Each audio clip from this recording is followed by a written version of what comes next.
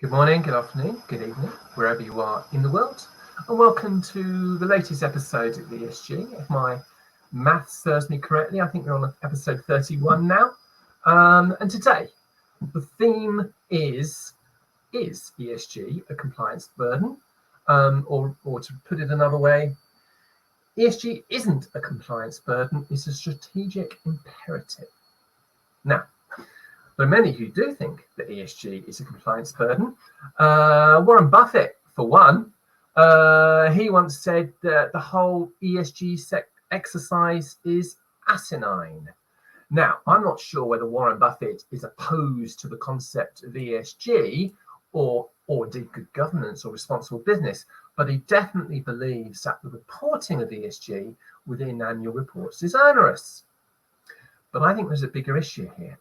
I found this article on, you bear with me while we call it up, by Matthew Seacole, who describes himself as an ESG advocate. Now, Matthew talked about what Warren Buffett said, and he quoted the FT, the Financial Times, quoting Warren Buffett. So I'm quoting Matthew Seacole, quoting the FT, quoting Warren Buffett. So there's a bit of a elongated loop there. But anyhow, Warren Buffett said, if they ask the fund directors, do you want the board of directors and managers of your companies to spend time and energy on environment, social and governance issues? Or do you want them to spend all of their time and energy on increasing the value of your share? I'm rather sure that an overwhelming number of them would choose the latter. But of course, as we all know, and I know that you're a sophisticated audience and you will understand this, framing is everything. And it's how you word the question that matters. Because Seacole said, frankly, I don't see anything anti-ESG in this statement. If ESG is focused on material risks and opportunities and long-term growth, then wouldn't companies looking at ESG concentrate on increasing the value of shares anyway? Underpinning this quote might be the conflation of non-material issues with ESG because, as always, ESG is in the eye of the beholder. Perhaps he is referring, as Warren Buffett is referring, to the borderline win-win or do well by doing good sentiment here. Regardless, if an issue impacts the value of the share, it seems like Berkshire Hathaway's companies should focus on it, whether it's called ESG or not. And I think that comment is rather the point of today's show. ESG isn't a burden that companies have to do in order to keep those pesky bureaucrats with their interfering mittens happy. Rather, it is good business. At least I think that's what today's guests are going to say. We'll find out about that in just a second. But before we get into that, in the last few days, an important EU directive passed another hurdle. And I thought we should just look at this briefly because it is quite important. And the directive I refer to is the Corporate Sustainability Due Diligence Directive. Now, we did cover this in the last ESG show, but I think it's so important that we shouldn't just miss out on it altogether. And indeed, we will be referring to it on a couple of times in today's show. Now, the Corporate Sustainability Due Diligence Directive, CSDDD, applies to companies with more than 1,000 employees and a turnover of over 450 million euros operating within the EU. Companies that are not EU-based but still have to but still trade in the region still have to comply with the directive. And it applies across a company's entire value chain, including its supply chain. It imposes certain requirements on relevant companies concerning due diligence relating to human rights and the environment. This includes an obligation to align business strategies with the Paris Agreement of limiting global temperatures to 1.5 degrees above pre-industrial revolution levels. Companies that fail to adhere to the directives could be fined up to 5% of global net turnover. The directive builds upon the guiding principles of the Convention from the United Nations. And just as GDPR proves something of a pace setter for global data protection regulation, such as the California Consumer Privacy Act that follows in its wake, it is likely that similar directives will be passed in other countries or, in the case of the United States, in some States. Now, companies will have until 2017 to apply to the directive. And the directive also, I'm not quite sure if I mentioned this earlier, forgive me if I'm repeating myself, but it is very much focused on human rights in the supply chain as well. Anyway, that's enough from me. Let's meet today's guests. And on the show today is Sue Bonney. Hello, Sue. How are you today? Hello, Michael. I'm very good. Thank you. It's nice to be back. And it's a pleasure to have you back. Now, Sue, where are you dialing in from today? I'm in Ealing, sunny spring-like Ealing. Sunny spring-like Ealing, but I believe you were somewhere a lot more sunny than that recently. Somewhere a little bit sunnier. I was in Grenada, where you can see the effects of climate change as the beaches start receding, I have to say. So you have to take them while they're there. Oh dear, right. Well, I envy you, I must say. So Sue Bonney was until recently a vice chair of KPMG UK and its head of ESG, and she's now an independent advisor. She is an innovative and forward-thinking leader with nearly 4 decades of experience in the corporate world. Until recently, as vice chair of KPMG UK and its head of ESG, she works with boards of companies large and small on their strategic response to the responsible business agenda and ESG. Working collaboratively, she has successfully guided them towards strategic ESG plans focused on material issues with maximum impact. Sue is on the board of the Forward Institute, a not-for-profit organisation driving the movement towards responsible leadership. Working together with businesses, the mission is to build a new generation of companies aiming to be not just the best in the world, but also the best for the world. She is also an advisory board of a number of startups and scale-ups, each building out solutions to one or more specific aspects of ESG. She was recognised in the ESG Foundation as one of 50 ones to watch in 2021. So, Sue, congratulations on being one of the ESG Foundation's 50 ones to watch. What do you think we will be watching next in the realm of ESG, that is? What do you think we're watching? I think, to be honest, we will just be watching, sort of hang on in there, because I do really firmly believe that ESG is at the heart of good business. It's not just going to talking about some of the things you were just talking about. It's not just the doing good, but it is about doing well. It's about thriving and surviving as a business. And I think we're going to talk about that a bit later. But goodness me, the headwinds and the politicization of the term ESG and all it stands for is so massive that not losing the faith and making the case and helping companies through it just requires a huge amount of personal resilience, I think. So hanging on in there is the answer to my question, is the answer to your question. All right, thank you for that. Incidentally, I was reading this morning about the price of cacao, which has surged recently. Was it pronounced cacao or is it pronounced cocoa? I think it's pronounced cacao. Cacao, isn't it? I think. Cacao, anyway, okay. Yeah. Well, it's absolutely surged. And I was looking at the reasons for that, and there are lots of reasons for it. But the fundamental underlying problem is that for decades, the farmers have been underpaid. And as a consequence, they've been moving away from farming. Yeah. Look, and that is why this is about good business. It's not about doing good for the farmers. It's about sustaining your supply chain. It happens to be good for the farmers if you pay a proper price. Exactly. So and because these farmers were screwed down to as low a price as possible, consumers in the West are now going to have to pay more for their chocolate. So actually, by not getting the human rights bit right in the supply chain, we've actually forget about doing human rights because it's the right thing to do. It's actually hit our pockets as well. Yeah. Anyway, so Sue, so today we're talking about ESG strategy.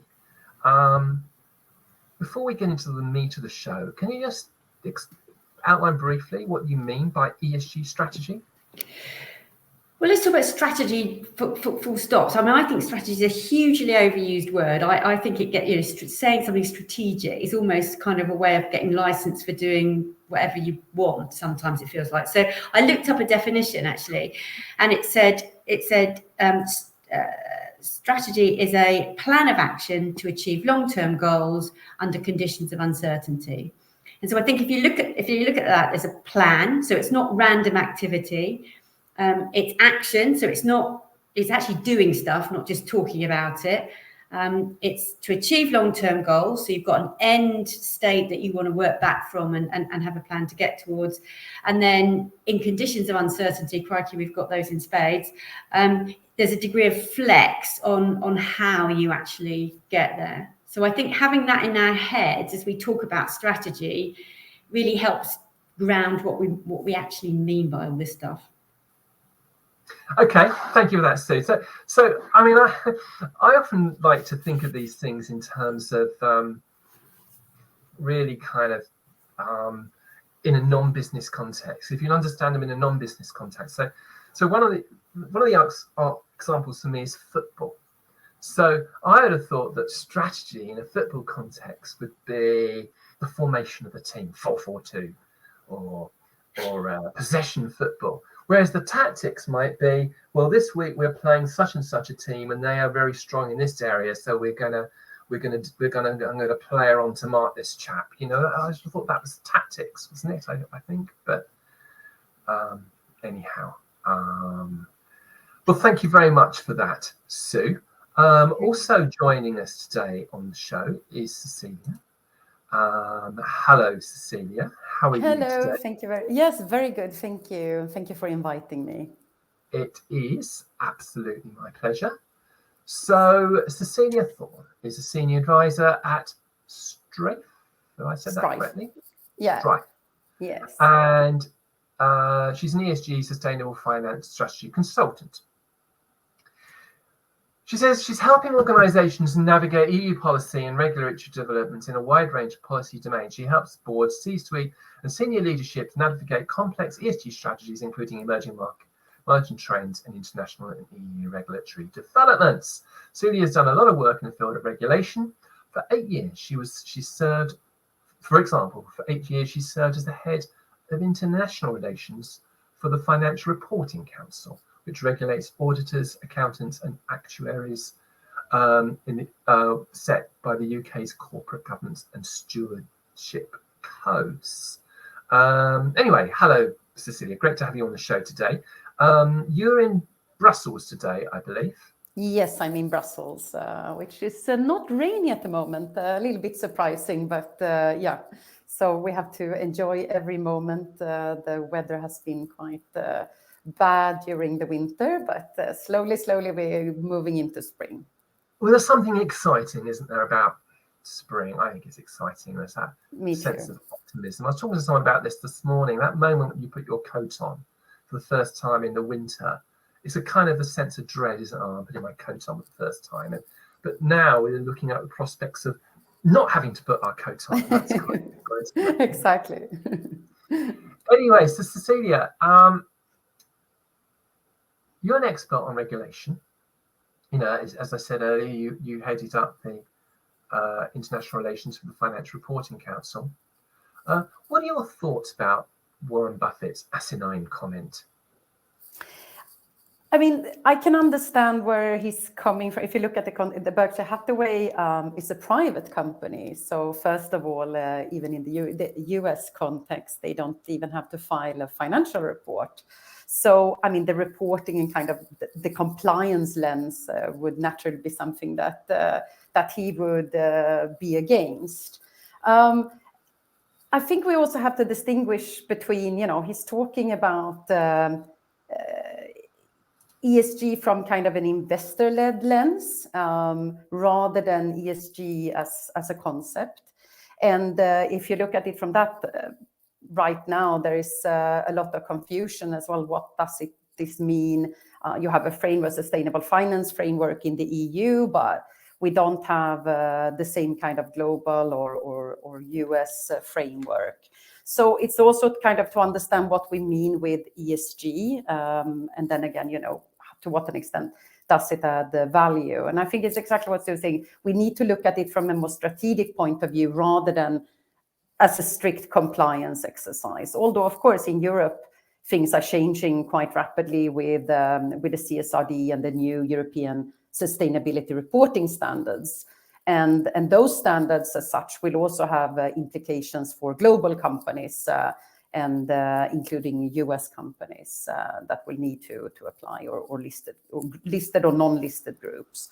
So we do see a change from both a kind of reporting perspective, but also from a kind of more general, let's say, strategic competitive advantage of ESG. And I think we will discuss that a little bit later on the show as well. Okay, thank you. Now, the Corporate Sustainability Due Diligence Directive. Oh, it's such a mouthful, isn't it? CSDD, triple D. CSDD. Yeah. It's got a lot of D's in there. But anyway, it's winning its way through various EU institutions at the moment. Indeed. And I think that it is pretty close to being there in place. And companies have got until, I think it's 2027 to apply, to comply with it. What are your, without going into a huge amount of detail, because we are going to be covering this again later, and we also covered it in the last ESG show. Sure. But what are your thoughts about this directive? First of all, we have to thank the Belgian presidency for doing quite a lot of work on this to get this through. It was a lot of uncertainty whether or not it will be approved or not. So we saw last week the European Parliament's Jury Committee approved the agreed draft in Council. And I think it's on the 24th of April, there's going to be a European Parliament plenary vote. So this is, good news in terms of, because this was a big flagship piece of legislation that the Commission was very keen on pushing through several rounds. So, just having this concluded is a big win for the current Commission.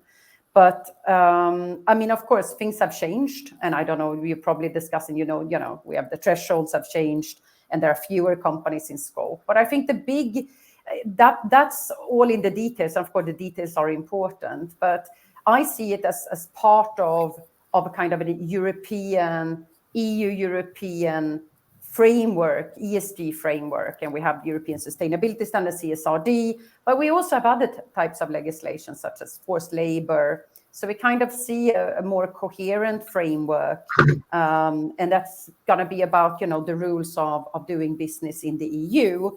But then again, this will also influence the rest of the world in terms of the type of frameworks we are looking at. Because Europe right now is setting the agenda for ESG legislation and defining a lot of the terms because they have implemented or agreed upon on what to do. For instance, double materiality, as we see in the European Sustainability Reporting Standards.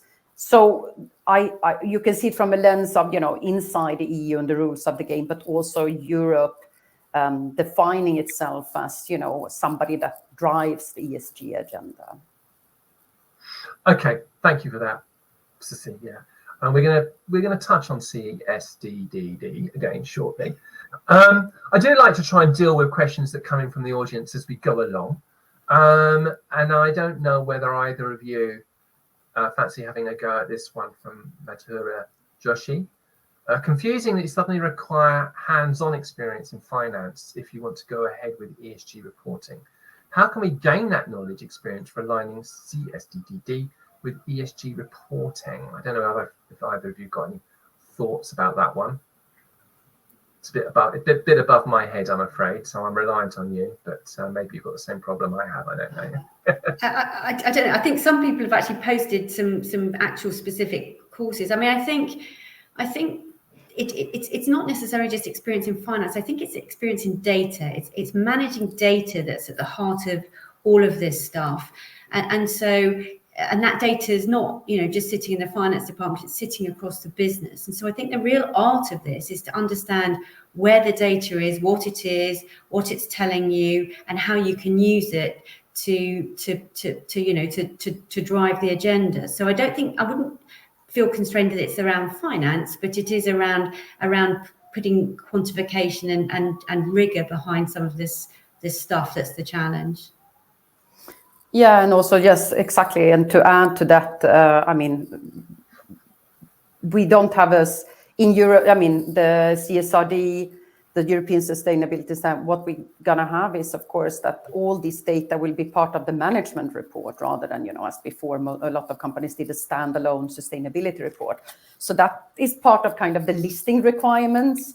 And it will also be audited or assured by a specific, somebody with an expertise in the area. So that changes the game from, being kind of a standalone exercise to actually something that is part of directors' duties and boards. So I think that's the kind of key issue to work with that data. We have to. It paints the part of a bigger picture of a company on par with the financial data. Okay. Right, and Alan Langston, a comment about Warren Buffett and BlackRock. Does the Buffett comment have any bearing? Having any bearing that much ESG was driven by BlackRock? So would you think it was an anti-Larry Fink statement as opposed to anything else? So I got a BlackRock joke here, which is that Warren Buffett was thinking about Larry Fink. You see what I did there, but yeah, I don't know. I mean, BlackRock hasn't BlackRock changed its strategy slightly recently? Isn't it now saying we're going to be focusing on more on the E and less on the So S? I think, look, I think it's a lot of the, I've said earlier on, this is becoming hugely politicized. And so I think there's a lot around what is ESG and ESG ratings, how are they really helping you evaluate sustainable and resilient investments and good places to put your capital? And I think genuinely that there is a place for that.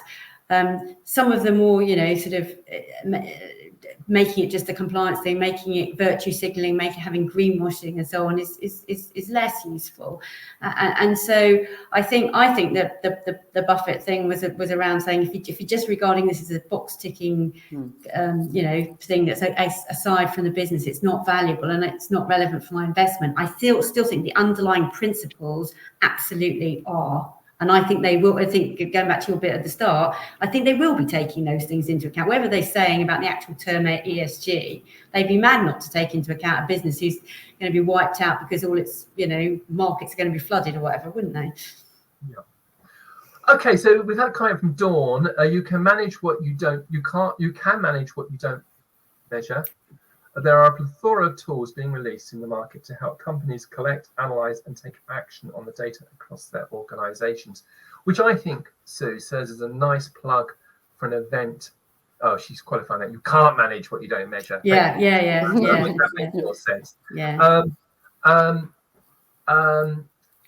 think that it's that's a nice segue, I think, to plug an event we've got in a few weeks' time, in which Sue is appearing again, in which we're talking about using technology to help measure. Technology is at the heart of this, and Dawn's right. There are lots of tools. I think then the art is how you use them properly. But we can talk about that another week. Otherwise, we're never going to talk about strategy. Okay, so now we turn to that part of the show when we look at media stories. And Cecilia, you picked up a post by Alex Edmonds.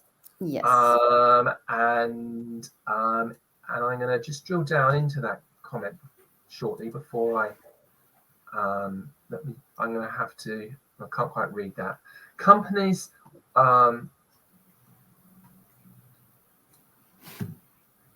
with improvements in material ESG skills are fundamentally different from other firms. They tend to be larger, more mature, and more profitable. These common courses are what drive the higher shareholder returns documented in the original paper. So he was referring to a paper looking at the I'm going to hand over to you, I think, Cecilia. But as I understand, he's referring to a paper. I've got an image of the paper here. Yeah. Which is looking at the link between ESG and company valuations, I think. And I think the argument there is but that doesn't necessarily prove that ESG leads to higher company valuations. It might mean that the companies that are just well-run companies Precisely. do ESG anyway. Over to you, Cecilia. Yeah, no, I actually highlighted that because, of course, that's something. If you work in ESG, you know, it's challenging. It's quite challenging, and I mean, I like Alex because, you know, he's a professor of finance, and you know, his mission is really about combating misinformation and really digging into the data and what it means, and, you know, saying, you know, correlation is not causation. So this, you know, this article is talking about the fact that, you know, ESG as such might not be, you know, companies that are doing well are also doing ESG well. So, you know, to what an extent is that a standalone factor? And I think we need to kind of challenge ourselves and look at this. But then again, you know, when you read the paper, you see very well that, you know, they are really not questioning ESG as such, but they're talking about that as intangible assets. And, you know, we have to kind of look at that again, what Sue was discussing, that it's much more than just, you know, kind of a couple of data points. It's something that the organization will look at, you know, in terms of employee retention, future-proofing your organization. So I think an article like this is good. It challenged us to see, you know, how can ESG really add value to an organization, and where can it not do that. Okay, thanks for that, Cecilia. Sue, I don't know if you have any comments to add to that. Or no, I mean, I agree. I mean, there's all sorts of surveys, and I'm always really wary of the surveys that show that the highest ESG rating correlates to the, you know, to the highest results. I think it is its cause and effect, but yeah. Okay, so Matthew Seckel, whom I quoted earlier in this article, if I remember correctly, I quoted him quoting the FT, quoting Warren Buffett. Are there any potential harms to progress for corporates brewing in the Buffett comments and BlackRock's pullback? Any thoughts about that?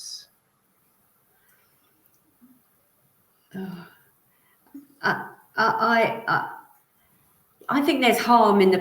I keep using the word politicization. I think there's harm in this thing getting out of kilter with value creation, which all the stuff we've just talked about, and go in relation to that last article. This is about value creation and being not able to pursue it because people think it's woke, or because people think it's Democrat, not Republican, and all those sorts of things are really unhelpful. Yeah, they are. Yeah. Yeah. Okay, thank you. Yeah. So you've got the thumbs up from Alan Langston anyway, Sue. You totally agreed with your answer. So that's Thank you, good. Alan. Okay, so Sue, you spotted an article about the planet on the brink as the UN agency records planet on the brink as UN agency warns new heat records are likely in 2024. Yeah. So talk a wee bit about this? Yeah, so I mean, I'm not a climate specialist, as you know, but I just thought you couldn't really let a headline like that pass us by, because it's pretty self-explanatory. It doesn't sound very good, does it? And I'm going to read you some stats from that article. It's an annual statement that the UN agency does. So 2023 was by far the hottest year on record. That capped the warmest 10-year period on record. It's a high probability that 2024 is again going to break records of 2023. On any one day last year, marine heat waves gripped nearly a third of the world's oceans, and the Antarctic lost ice just last year, equivalent to the size of Germany and France put together. You know, so these are sobering stats, but I'm the biggest optimist on the planet, and so I'm always looking for the sort of positives in these things. And again, in that article, there was one senior scientist was quoted as saying, these dramatic shifts do not connote the inevitable doom of civilization, so that's good, I guess.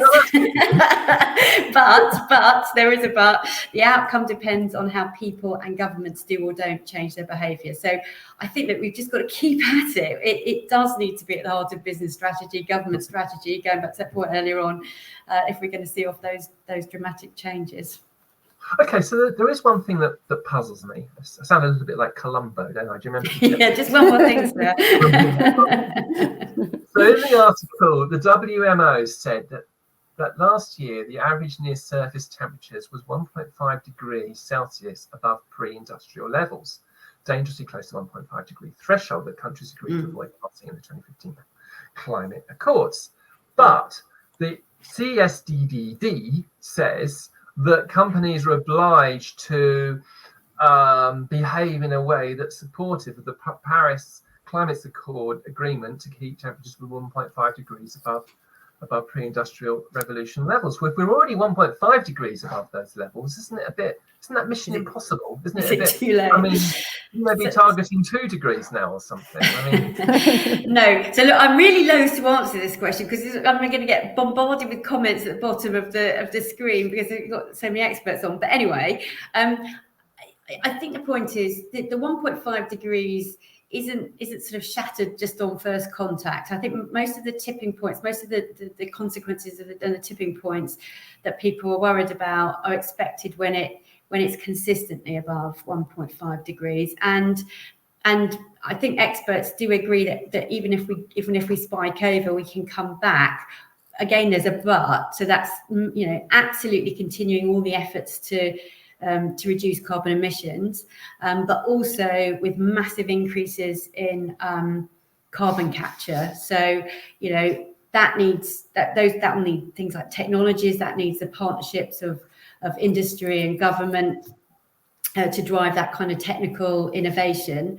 And so going back to the European directive, encouraging forcing companies to focus on this agenda and keep at it I think it is consistent with that kind of analysis. And if I can add, I mean, there are two aspects. Of course, you have the human rights aspects in the CSDDD as well. So that's another part. But this directive, I mean, if you look at the entire value and supply chain, it's also that these companies will then they will push other companies that might not otherwise have signed up or they are not included within the scope.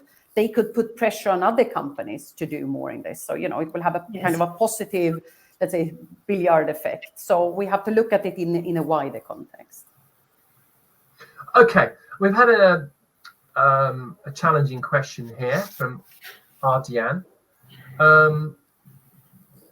I wanted to ask, how would you develop a global approach to creating an ESG framework that applies globally and is actually implemented globally? My goodness me. That sounds tricky. It's a bit like asking how you're going to cure all disease, isn't it? I don't know. I mean, what are your thoughts about that? If I can start, well, we have the ISSB's framework. I mean, that's the start of a kind of a global framework. Of course, the European standards go much further, but then again, I mean, it's a different context. But I would say, we had GRI, the standards, but ISSB standard is really where, you can kind of see a global benchmark, and more countries are implementing this as well. I mean, again, it's a single materiality lens, but things have to start somewhere. So I would say, yeah, we already see that. And then again, the more Europe does, the more that kind of pushes on this jurisdiction in that direction. Okay.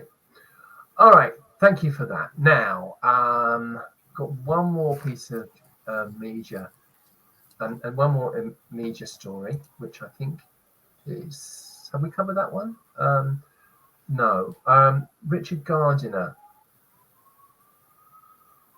This relates to CSDDD. Richard Gardiner says, as the EU looks set to finalise its own due diligence law, now the US Department of State publishes its National Action Plan on Responsible Business Conduct. So will the US follow with its own version of CSDD, do you think? Or maybe not the US as a whole, but maybe some states might follow. Any thoughts about that? I thought it was an interesting development. And again, we see that just because something is happening in the EU does not, we have the tradition, as we have discussed, the view that, it's ESG is very politicized in the US. And to a certain extent, yes, you can see that in terms of asset managers, some states forbid them to use ESG criteria. But this is, again, a sign. We have SSE standards on climate, as well as California recently signed a new law. On reporting for, I think it's companies over 5,000 employees, something like that. But again, we see that this is not just kind of just a European approach. We are seeing it in a wider context and in the US as well. So that's the interesting thing. You have a kind of a politicized trend, and then in practice, we are seeing more and more movements in this direction.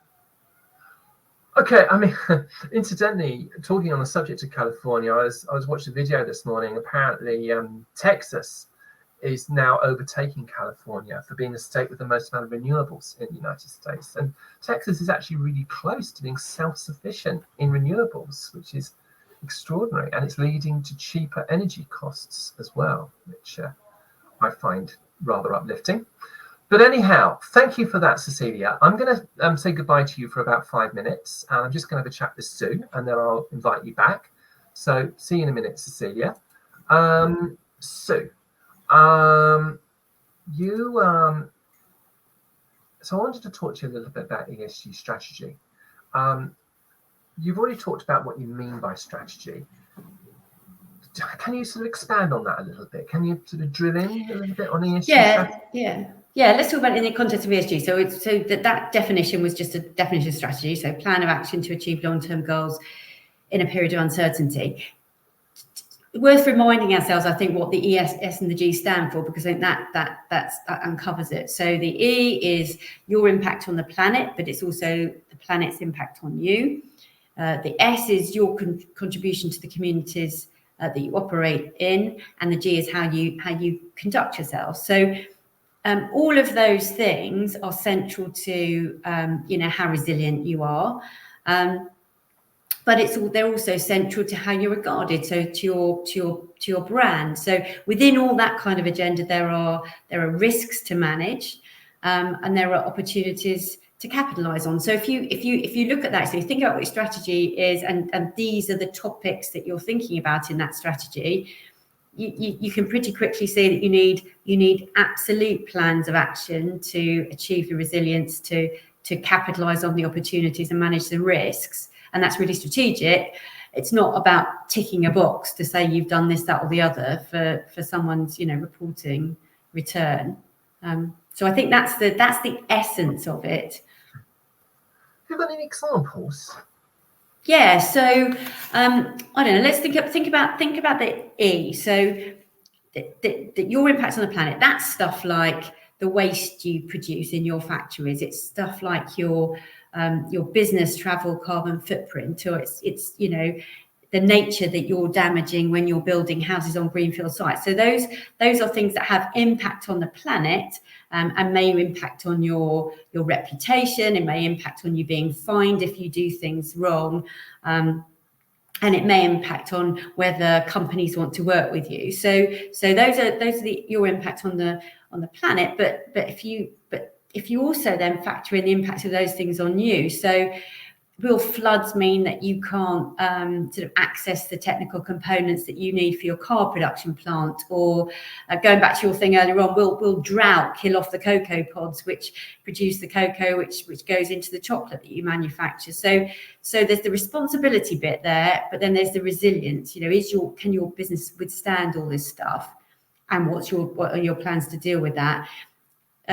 Couple on the S maybe. So the S is contributing to the communities you operate in. So that's things like, are you paying fair taxes? Are you a responsible employer paying a living wage? Do you go back to the European thing? Do you properly deal with the human rights of the people in your supply chain?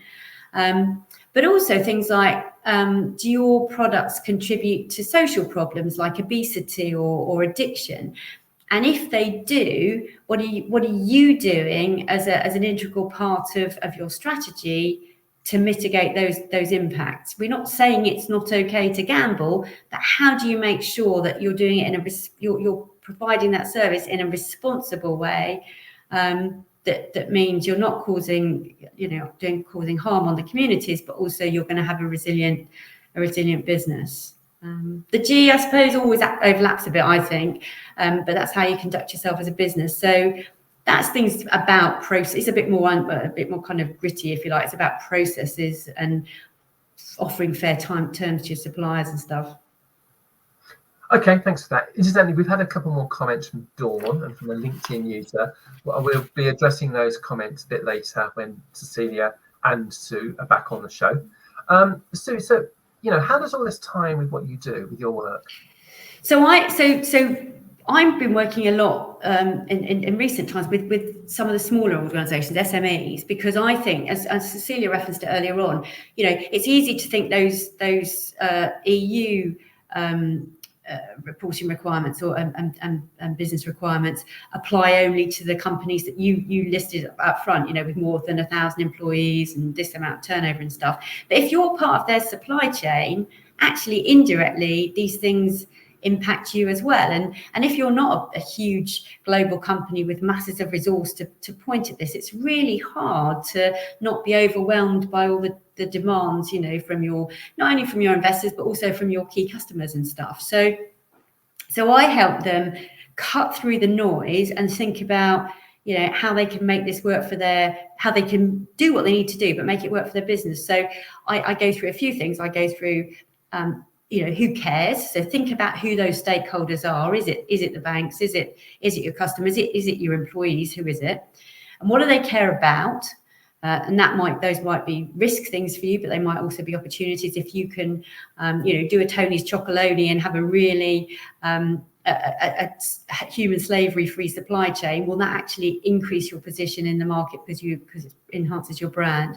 So what do they care about? And then what things matter? So which things are material? So either they're going to make a massive difference on your business, or you can make a massive difference and get the credit for that. And then if you know who cares, what they care about, and what things matter, then you can do something about it. Then you work out all the things you can do, and then you have to put it into some kind of prioritized plan. So my mantra here is, you have a long list of the things you can do, and then you work out what do you do now.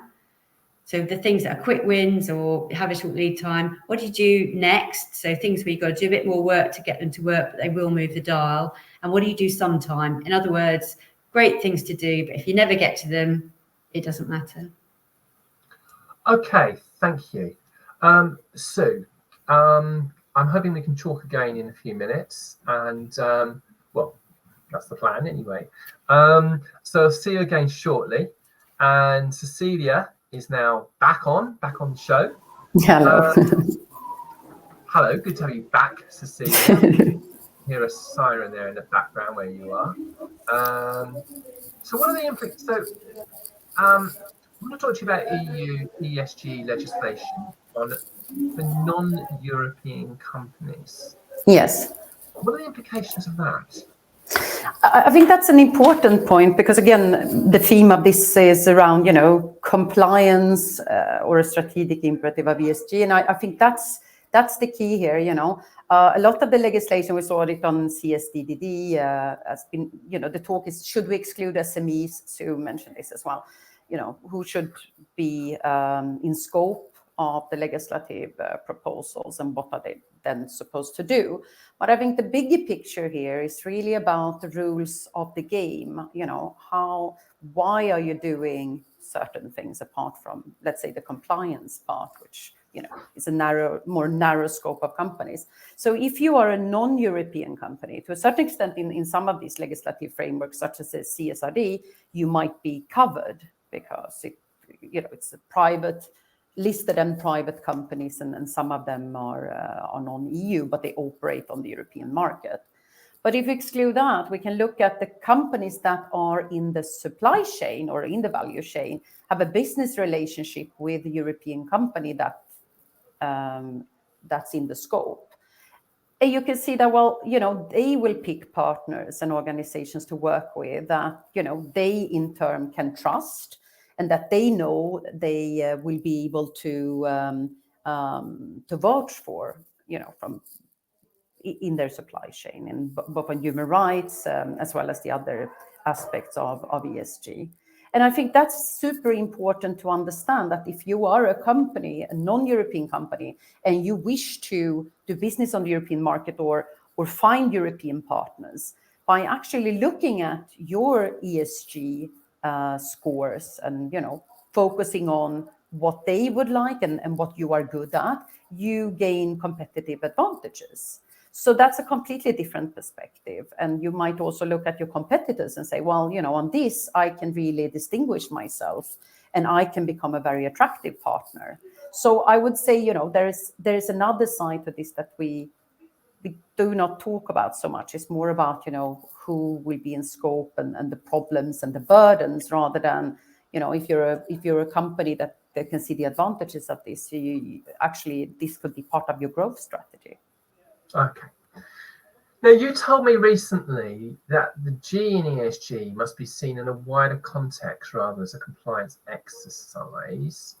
Can you just quite briefly, because we are running over time? Yeah, Sue she was touching a bit on this as well, and I think on ESG a lot, E has been more in focus than the S and the G, and we see on the S as well how complex that could be to look into, and every company needs to a certain extent to define what they want to focus on. But the G is about corporate governance and good corporate governance, and again, this is exactly what we are talking about. It's about your business strategy.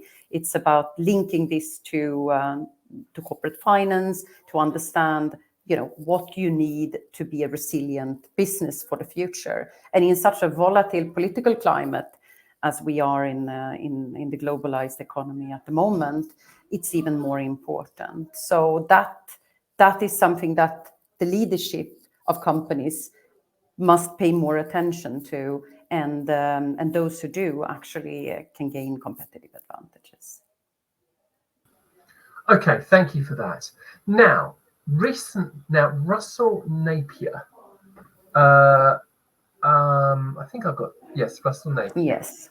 Now, for those who don't know, Russell Napier is quite a smart guy. I believe it was him who, around 10 or so years ago, predicted that interest rates were going to go up as Indeed. what he called great reset, as because of demographic factors in China, because of the shift in the Chinese economy away from an export-led model and changes in the West, and that would lead to higher interest rates. So it's quite prophetic stuff, I think, because I think he's broadly Indeed. right there. Now, he said something quite interesting. He said that we are currently in a shift from a more market-based economy, which is the last 40 years or so, to an economy where the state plays a major role in the allocation of resources. And I'm not sure if it was him or it was you that asked the question, how should companies and business leaders prepare for this? What role does ESG play in this context? But I'm really interested in this comment. So he's suggesting that we're going to be shifting away from a market-based economy to an economy where the state plays more of a role. There's quite a lot to unpick in this comment. Yeah. I'm going to Sue in shortly as well to discuss this. So is he right, do you think? I absolutely. Market-based economy? Yeah, I think absolutely he's correct. And we can see this already when it comes to the Inflation Reduction Act in the US, the Green Deal, other parts of legislation. The state is taking a bigger and bigger role in terms of the allocation of resources and, shifting to let's say the more greener agenda. And in that sense, we are the rules of the game for a company is changing. You have the EU Chip Act, you have the US Chip Act, and again, it's about the direction of the economy, and boosting the kind of new renewable energy and other type of technologies. So we can really see that, and that's a change also for a company, because you have to look at the state as a part of, as an actor for you. And hence, the rules of the game will be that your public procurement, your ESG score, all that will be taken into account in a completely different way than, let's say the last 40 years where you have kind of just more of a market economy where the state played a role, but not to that extent. And that steering of the economy, I mean, Napier is saying, this is something we've seen before. It's just that we haven't seen it for 40 years. But already when he wrote the article, it was before actually the US came out with the Inflation Reduction Act. So again, what he said, you kind of see that, he's onto something. And I think for business leader, and what I was saying about the G in ESG it's a new way of looking at how you do business. And it's a new way of understanding the role of ESG in that, because it's actually a part of, a resource allocation of you being more attractive and, gaining funding from governments in order to kind of make sure your business is resilient for the future. Okay. What about you, Sue? What are your thoughts about this? So just remind people. So Russell Napier is saying we're moving away from a market-based economy. Yeah. So I haven't read the article. Hands up, I haven't read the article. But listening to the comments, I mean, I certainly agree with Cecilia that the states have got a massive part to play. So if you're a supermarket and you want to invest in a hydrogen fleet as part of your strategy, you can't do that if there's not the refueling infrastructure across the country to support it. So you need that kind of investment. And then go back to something I said earlier, you need these new technologies coming through. So you need investment in the right technologies. So as Cecilia said, you need the incentives and the grants and so on to push the capital in that direction.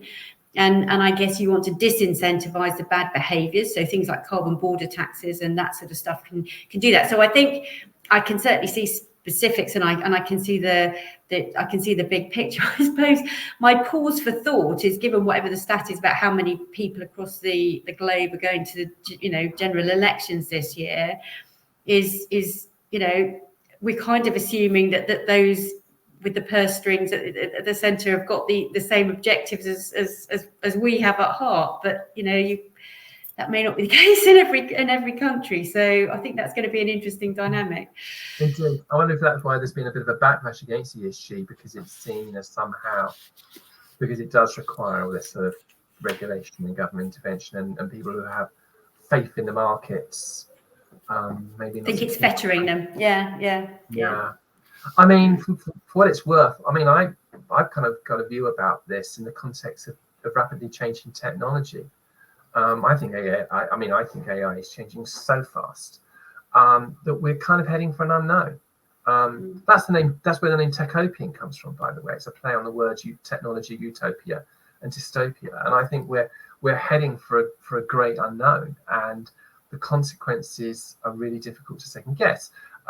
They could be positive, it could be amazing, or it could be terrible, or it'll probably be a bit of both. But we need regulation and responsible business during this period, or else I think humanity's got a problem, haven't we? I think. Don't forget, I'm an optimist, like I said, so it'll come good. I'm also optimistic about this, but again, we see. I mean, there is people are asking for kind of a global framework for. All right. Okay. Look, I've got two questions here, and I've got a couple of very short questions for you. We are drawing to a close now, so I'll make this quick. Dawn Rennick asks, there's exciting work happening in the US with Biden's funding climate pollution reduction for local governments, municipalities, tribe and territories. Seeing many high-paying work from Anywhere Jobs supporting ESG on LinkedIn. I don't know if that's a question. I think that's more of a statement, really. I think it's a statement. I would agree, yeah. Okay. And then we've had another comment from a LinkedIn user. Not sure who this is. This is referring back to what Warren Buffett was talking about. Does the Buffett comment and the evolution of legislation to require ESG assessment through a financial lens look like a plan to change the stakes around what value is most important, the E, S, or G, or the financial returns on them? Are we falling into a Buffett trap? Do you understand that question? Have you got that? And if you have, perhaps you could answer it. Not wholly. I don't know what a Buffett trap is, so I'm going to pass on that one.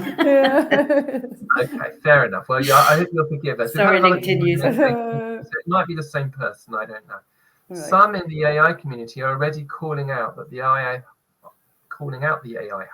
hype, and foresee a cooling down. Once you understand it, you understand its limitations, which are profound. Now, I could talk to you about this until Christmas if you want me to, but it's my belief that these things go through waves and cycles.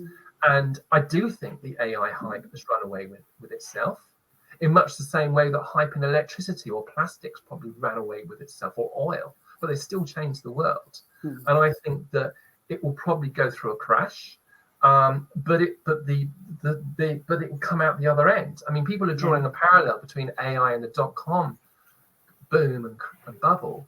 But I think it's too easily forget that the largest companies in the world today are effectively internet companies. So Exactly. the internet dreams of the late 90s might have gone pear-shaped with a crash, but actually what actually happened in reality made those dreams of the late 90s seem quite trivial in comparison. You look at NVIDIA and Apple and Meta and so on and so forth. These are internet companies, really.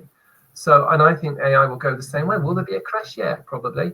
Yeah. But it's still going to change the world, though, I believe. Anyway, Indeed. I will see. But I don't want to talk about this till Christmas, so I'll leave it at that. Okay, so very, very quickly, just a quick couple of questions for you both. I'm going to ask you similar questions and give you just about a minute to answer them. Three tips, or you can give me one tip at a shorter time if you like, for ESG strategy. Sue. I'll do it as authentic. It's got to be authentic, otherwise you won't live it and you won't do it. It's got to be at the heart of your overall strategy, not something on the side that's delegated down to the weeds of the organisation. And it's got to be data-based, because otherwise you'll be called out for greenwashing, and you absolutely need to evidence and measure what you're doing and tell that story.